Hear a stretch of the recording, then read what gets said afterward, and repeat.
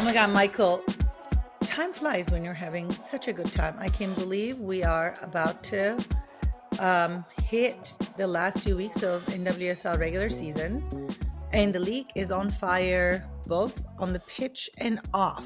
First, Sportico reported that Ted Siegel, the majority owner of Houston Dash, is closing in on a selling of his team for $120 million. Two important details. Sportico valued the team at $74 million, and Ted Siegel bought this team basically for nothing when he was buying Houston Dynamo and the Shell Energy Stadium in 2021 for $400 million. So basically, it's a great deal for the owner. The part of this story that is not so interesting is not how much he's selling it for, but who is buying the team. Have you heard of Richard Sayo, a 24-year-old tech billionaire from China who was born in the US? He is the buyer, and the NWSL board already started the due diligence process. But of course, his age being one factor, there's also a lot of scrutiny around where his money is coming from. And here's the reason. He's the son of a Chinese billionaire, Xiao Jinhao, who's made his money being very closely tied to the Chinese government. But later, he was imprisoned after a mysterious abduction by Chinese agents, like a movie-like scenario, as you can tell. And despite that controversy, Richard's money and investments come reportedly backed by his mother's wealth.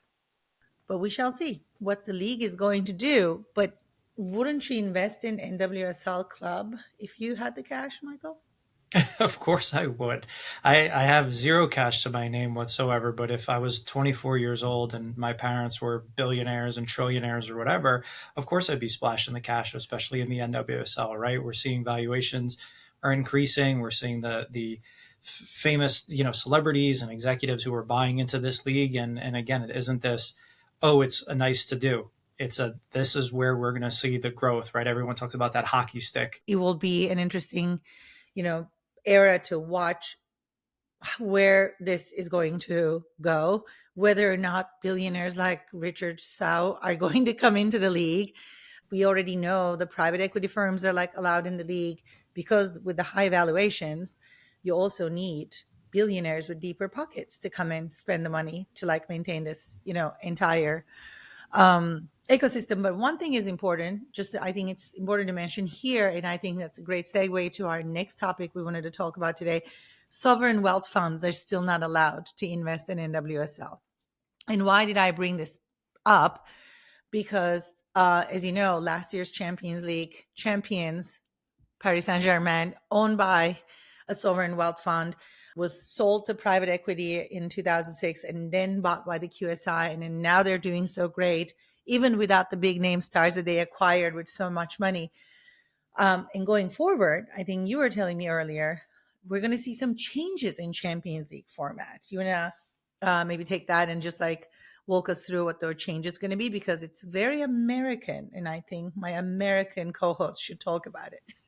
Yeah, listen, don't blame me. A lot of people say the game's gone and the American influence on the game, but it's a sport. It's a spectacle. So we're just seeing today on Monday that the Champions League is going to adopt a U.S. style kickoff game with the defending champions. That'll be a standalone Tuesday night match at the home of the reigning champions, and then the rest of the league opening matches will be played Wednesday and Thursday to increase visibility for competing clubs. But you know what I thought about that? Wednesday is fine, but isn't Thursday too close to the domestic league matches for those who are competing with travel and everything? Yeah, listen. I think saturated fixture schedule be damned, because it's another match.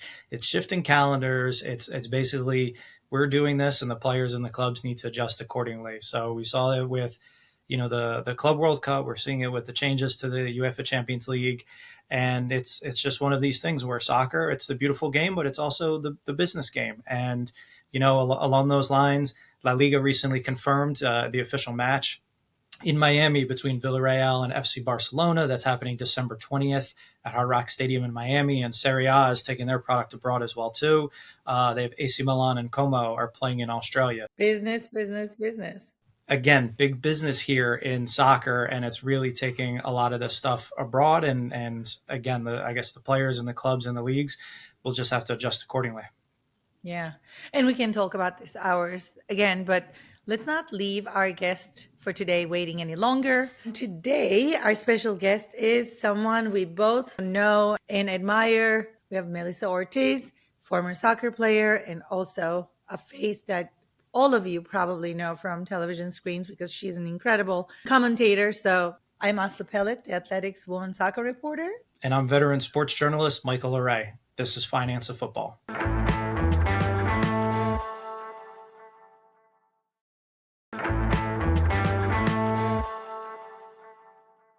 Hi, Melissa. Thanks for taking time to join us today. We know you're busy. You're traveling all around the world and stay wearing a lot of hats these days as an analyst, as a host, as a podcast host, entrepreneur, advisor. I mean, I don't know how you fit all of this in a 24-hour and get to sleep and enjoy life and listen to Bad Bunny. The biggest Super Bowl party ever. Hut, hut, baby!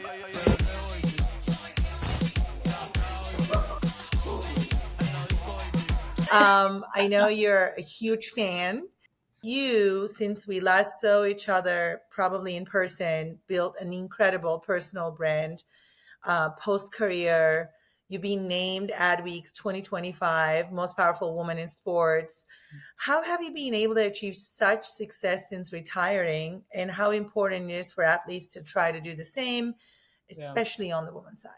Well, first off, thank you for that incredible introduction. I'm glad the vibes are flowing first and foremost about Bad Bunny, because that always gets me going. And honestly, it's a pleasure to be here. So thank you for the invitation. Look, receiving the types of recognition such as like Adweek's one of the most powerful women in sports is something that I truly honor and I take to heart, because it's never been about the recognition. It's more been about like how to be an inspiration, really. And for me, building my brand has been a journey in itself. When I retired from soccer in 2017, I didn't have many opportunities knocking on my door. I didn't have actually any. I had put out resumes to corporate America thinking I would land a job with having an MBA, with being a former professional soccer player who played in the Olympics. I thought my life was already like, oh, this is going to be an easy walk in the park. But it wasn't like that at all. And I realized it was for a multitude of reasons. One, because, well, at the end of the day, I had experience, but my experience was on the pitch, not off of it. The other reason was because, look, I'm a female soccer player and Latina, a minority. And at the time when I was trying to figure out what I was going to do, whether it be marketing or broadcasting, none of my applications were being, I was getting a call back. I knocked on the door of ESPN Deportes in Miami, and it seemed like they were not even interested in having me maybe even sit in as talent, where I realized on my way home, just from talking to someone from ESPN, I go, if this was a male counterpart on the men's national team knocking on their door, they would right away give them a seat at the desk. And that literally is what drove me to say, well, I got to do this kind of on my own, really. I listened to an audiobook by Gary Vaynerchuk called Crushing It, and it talked all about building your own brand around your passion. And this was kind of like in the beginning of the big boom of social media and Instagram and YouTube. And so I said, you know what are my strengths? What are my weaknesses? My strengths are soccer, anything that correlates to it. And as soon as I posted my first video, it was just like, I'm on this journey now. And my end goal is to become a broadcaster. Someone out in the world, some producer is going to see it. And it's going to happen. And that's literally what I did for years and years and years. And New York City was definitely a huge catapult to my career, I think, because the network is insane.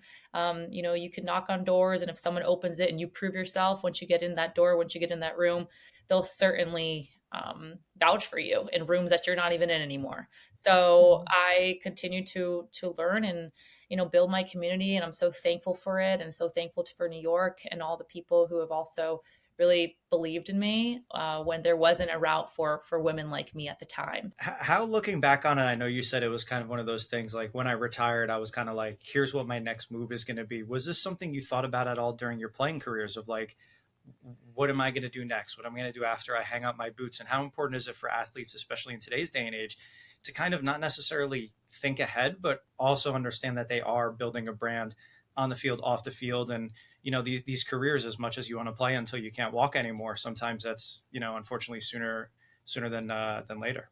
There's a very small percentage of at least female athletes and male athletes, just to say, specifically in soccer, that they can't rely on like what they've made during their playing career to push them through retirement. So you do certainly have to learn and plan while you're still playing, and it's a hard balance because there's athletes that I even talk to this day where they're just like they're fully focused in on the game, on their career, and I respect that because you do want to be as present as possible. But I think that a really smart way is always being proactive, especially as you're leaning towards the latter end of your career, be it if you get some reps in broadcasting, be it if you learn about investing, if you learn about finance, if you learn about business and like kind of what you want to do next. Or maybe it's not that, maybe it's coaching or front office staff of a club. Like there's so many different routes that one can take, but I 100% think it's incredibly important to start preparing while you're playing. I feel like you guys set this sort of the bar for the next generation in a way that they are aware of the importance of using your platform, why it means something today. A lot of people go into doing deals and sponsors and partnerships and of course like putting their names next to a brand they believe in. I remember you were doing the coffee thing. That was such a great, like, I think in investment. And a lot of people are like, they believe in the product and they put their name together. And people like that because soccer fans are loyal fan bases. And if they can put the two together, they're behind that brand and they do not mind spending the money. And we have spending power also. There's more and more opportunities being created and also even athlete driven. Newsbreaker, I was just accepted into Harvard Business School, like crossover into business. And there's current and former athletes in this program for the semester. And it's actually like really intriguing to see how current athletes are already, looking for what's next in their chapter, but also kind of what you said, like athlete driven, be it agencies, be it even, brands, media companies. And so these are really, I want to say, not only brave things to do as an athlete or former athlete, but also it's creating opportunities and it's being driven by passion. One of the things that I've always said, no matter what, I say, live your life by your passion. And I think that's what's really has gotten me to where I am. I'm super passionate about soccer, about women's sports, about coffee, about being Latina, about, just so many well-rounded things that I think I've put it into different elements in my life and in my business and career. And that's just also what, current athletes and even former athletes are really starting to do. You mentioned that passion and bravery. And I know we spoke about this a little bit last year at the Women's Sports Foundation annual salute to women in sports. We talked about the 99ers, the U.S. Women's national team from 1999 who were honored that year. You said that they're true pioneers of global football, and they were an inspiration to you and some of your teammates who had spoken up with the Colombian women's national team. And you mentioned that bravery in terms of speaking up and saying, hey, we deserve better here. So take me through that inspiration that you got from the 99ers, obviously the equal pay lawsuit we had, here in the U.S. and just what it really meant, why you felt, hey, I need to be this person to speak up and say, we deserve better. And here's everything that the men get. And we get a third of that, an eighth of that. It should be even, Steven. Yeah, the 99ers and the U.S. women's national team, which, by the way, I feel so honored that I'm able to cover them in all their games year round on TNT. It's been an incredible experience. And also to be around some of the 99ers. Like I work alongside Julie Foudy, who is one of those pioneers that I give so much credit to for what she did in the past or in her playing career and even what she's done in her post-playing career. It's incredibly inspirational. And so with with the 99ers and like the Pioneers and this US women's national team in general, we played against them and it was like, oh, we hate them so much. But it wasn't because like we hated them. It was because at the same time, like we were jealous almost of everything that they've had. But it's credit to those that fought for them prior to. We're like, man, like we wish we could be that good, but we also wish like we had the support that they have. Like, look at all, their staff members, look at all their gear, look at all, they have camps year round. And, throughout the years since I grew up in the States and I would go to Colombia like every year, and then I lived there, I realized like there's so many differences and so many inequalities that exist in Colombia and in South America. And it can't happen anymore. And so they absolutely inspired me by how they led such a change, not only in women's soccer, but in women's sports around the world. I was only 9 years old when the 99, Women's World Cup and the 99ers happened. And I think since then it really just impacted me. And so what is insane is that in 2019 is when my teammate Isabella Echeverri and I co-led this fight against our federation. And it was hard because I think the 99ers did it as a team. Whereas Isa and I, it was just two against the federation and almost like at first like a whole country. But then what is beautiful about the story is like by lifting our voices, by fighting for what's right, for having receipts and proof, we had the whole country on our side and very quickly. And not only that, like we had our teammates come and support us in live press conferences in Colombia. And so by learning from what the 99ers did and just acting and executing and not having fear anymore, being courageous, it led us to really driving like a really impactful change in Colombia, in women's soccer, in South America too. And you could see the long lasting impact, which sometimes it's like, wow, it gives me chills even to this day. The fact that in 2019, we did that, we fought for the Women's Pro League. We got the national team to have actually camps during FIFA windows because we would go, over 2 years without a camp before a World Cup or an Olympics. Yeah. Yeah. Good luck trying to have on-field success if you haven't come together in 2 years, right? Exactly. And the crazy thing is like, we would sometimes have this success based just only on our footballing talent, but with bare minimum preparation. So imagine if during no staff, no massage, like nothing. Like, yeah. And so, but then now you could see that, it's paying its dividends. The women's team has done incredible over the past, few years, be it at the Women's World Cup in Australia, be it at the Olympics. And so in Copa America, almost beating Brazil, which that was like an emotional roller coaster in itself. A lot of people had heart attacks at that game, including people who never watch women's soccer. Yeah. You mentioned the World Cup, and I think I want to go back because unfortunately, there's still a fight for equal pay or pay at all. How do we continue to address the pay and the opportunity inequalities between men and women soccer around the world, especially when we know that the interest and investment are there, eyeballs are there, sponsors are there. There's a huge interest. Like, what else do we need to do? One of the elements that I love what, head coach of the U.S. Women's National Team, Emma Hayes, is doing is trying to get more female coaches and also leadership in these roles, because as more women get involved into these leadership positions, the more that they're going to drive change into clubs, leagues, sports around the world. And, it's going to take time like anything. I think the boom only just started as of the last, 5 years, which is incredibly late because this is way overdue.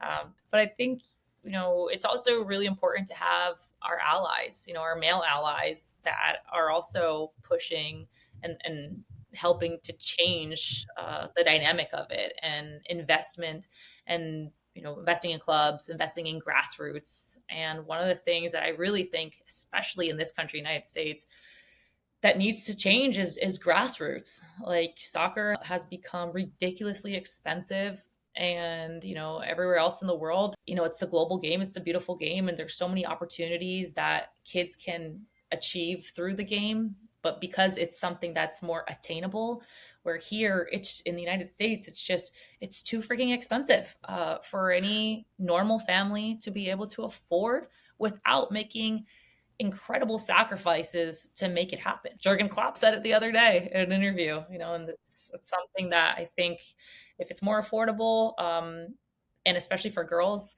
there's going to be long lasting impact.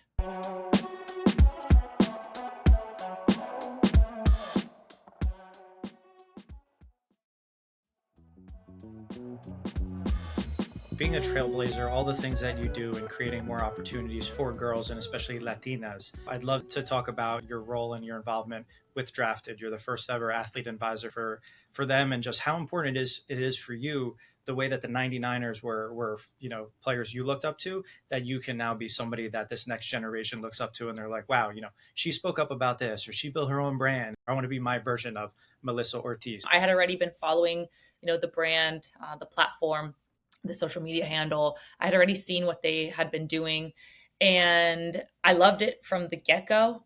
And for me to have this type of role is not only to inspire, a whole generation of girls and women that perhaps want to be like me or in their own lane, want to do something special with their career, be it in sports or another lane.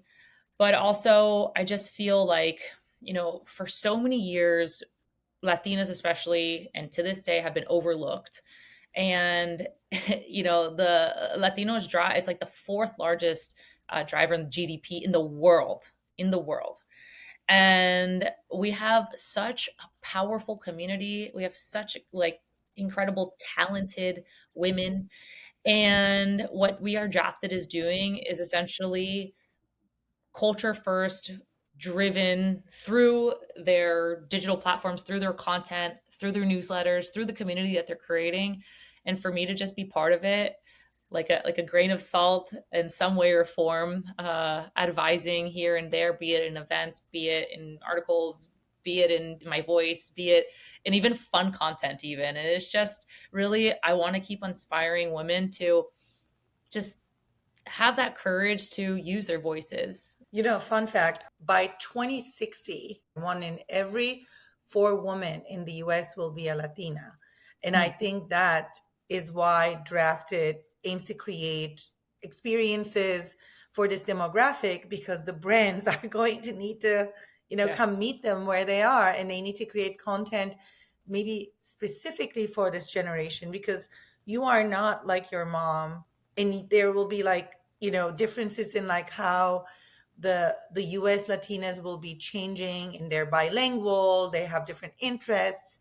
Yep. There's like 2 words colliding together. So I think Drafted is doing a great job at finding that, and also making sure that brands understand the cultural richness of this population. There's this, you just remind me, and I feel like I have it saved. There's this one stat that I saw last week. I saw this stat and it hit me. And it all came kind of in the same timing as, We Are Drafted in the press release. Here it is. Latinas stand out as the least represented group at the highest levels of corporate America. Only 1% of C-suite executives are Latina.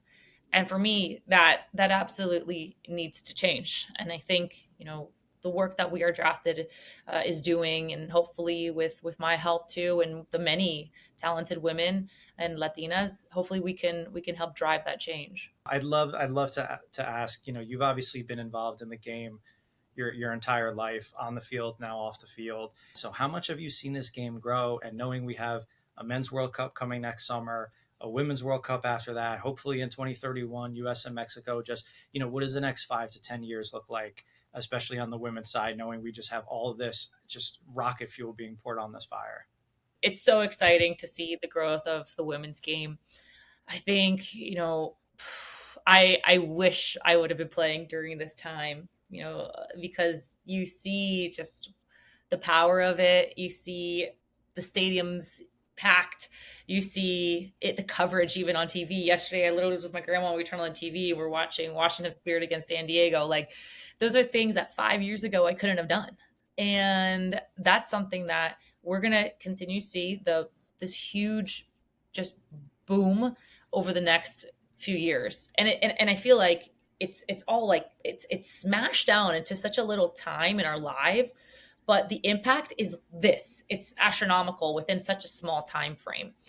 And what I thought was incredible seeing at the 2019 France Women's World Cup, when I left there, I was like, wow, like these packed stadiums, in Paris, and then in Australia, just seeing that as well. And not only just because I was a broadcaster during that tournament, not only the stadiums, but on the broadcast side, like I just remember we were in a different time zone. It's hard for people, especially stateside, to keep up with, the game schedule. Mm-hmm. But like, at least on the digital side, what I worked in social media, those numbers were crazy. They were super high.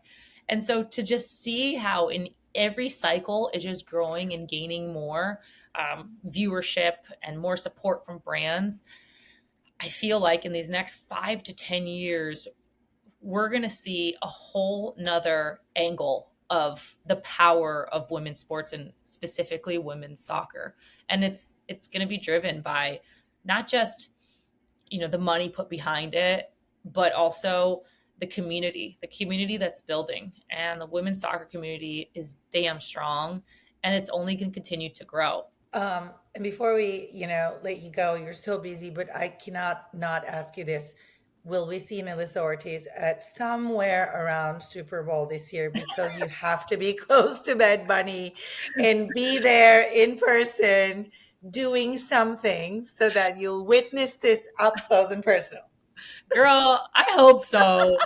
Like, honestly, can we all manifest Meli at the Super Bowl? I manifested for you. So you just Fun fact, I have never been to an NFL game in my life. Wow. In my life. And so you know what? I want to make my first the best. And that would be at the Super Bowl with Bad Bunny. I think somebody can hear this and at least extend you an invitation or a ticket for this event, Thank you so much for joining us. I think I will see you very soon at the U.S. Women's National Team friendlies in Philly or in Connecticut. Nice. And until then, thank you again for your time. Thank you, guys. Hey, can I extend a discount code for listeners for our coffee? Oh my God, of course. They will love that. Please go ahead. You could check out our coffee. It's called Kickoff Coffee Company. It's coffee for soccer people, by soccer people, freshly roasted, specialty coffee delivered right to your door. And for all the listeners, 15% off using the code FinanceOfFootball15. Thank you, guys. I appreciate that. Maybe that's a better way of reframing the question, because we know who's done it wrong. Oh, you're trying to get her to name names, I see. I don't know about that. Listen, you don't have to. If she's putting you under the gun here to start throwing out some names, please do not feel pressure to do that, Melissa. We're not trying to get any for your trouble here. Finance of Football comes to you from the Frequency Machine Podcast Network. Hit us up on social on Instagram, LinkedIn, Facebook, and YouTube for more football business and our enlightened opinions. This episode was produced by co-hosts Pelit and Michael LoRé. It was edited by Ryan Hammond. Mixing and mastering by Julian Kwasniewski. Our theme music is by Hatamet Tsunami. Our show is executive produced by Stacy Book and Avi Glajansky for Frequency Machine. Find more about Finance of Football at frequencymachine.com. Follow us on YouTube at Finance of Football and listen anywhere you get podcasts. Please like and subscribe. Help us reach more people. We love you for it.